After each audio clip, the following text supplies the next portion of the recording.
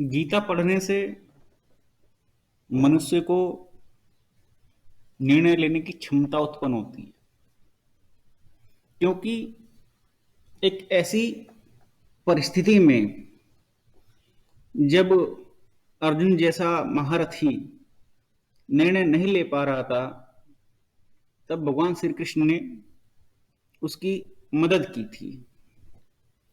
अनिर्णय की अवस्था में मनुष्य को असफलता ही हाथ लगती है। यदि वो कोई भी निर्णय ले ले जो उसके फेवर में है या नहीं है, ये तो समय ही बतलाता है कि लिए गए निर्णय का फल क्या होगा। लेकिन अनिर्णय की स्थिति अत्यंत ही बुरी होती है और उसका परिणाम स्पष्ट होता है कि वो जातक जो निर्णय नहीं ले पाएगा वो असफल हो जाएगा। इसीलिए बड़े बड़े मोटिवेशनल स्पीकर कहते हैं, रिस्क लो, रिस्क लेना अच्छा है, रिस्क ना लेना अत्यंत बुरा है। आप कम से कम रिस्क लेंगे तो एक कदम आगे बढ़ेंगे तो सही, और अगर आपने रिस्क ही नहीं लिया तो आप कहीं पहुंचेंगे ही नहीं, मन में सोचते रह जाएंगे। तो आगे बढ़ने के लिए रिस्क लेना अनिवार्य है।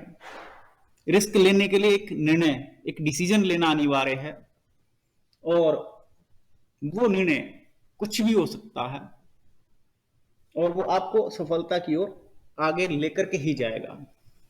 निर्णय लेना आपके अंदर लीडरशिप का गुण पैदा करता है, और इस लीडरशिप के गुण में आप पाएंगे बहुत कम लोग इस गुण को धारण करते हैं।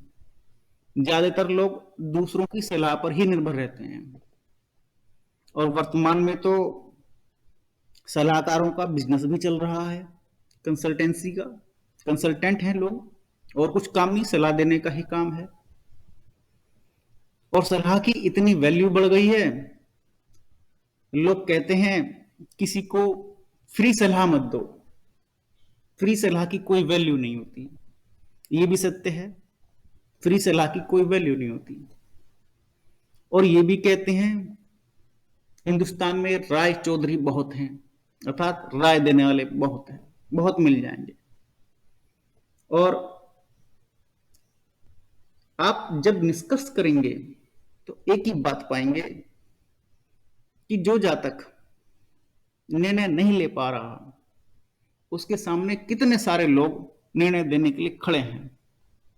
अर्थात वो जातक जो निर्णय नहीं ले पा रहा कितना असहाय है, जबकि एक निर्णय लेने पर वो बलवान बन जाता है, बलशाली हो जाता है। तो गीता में यदि पूरी गीता का आप सार महसूस करेंगे, पढ़ेंगे, अध्ययन करेंगे, तो एक ही बात पाएंगे स्पष्ट रूप से कि गीता में निर्णय लेने की क्षमता को बड़ा बलवान बतलाया गया है, और जो निर्णय लेने की क्षमता रखता है वही लीडर होता है। ये गीता का स्पष्ट उद्देश्य है, गीता का स्पष्ट रूप से उपदेश है कि लीडरशिप धारण करो। और अर्जुन ने कृष्ण के उपदेश से इस गुण को धारण किया और सफलता प्राप्त की।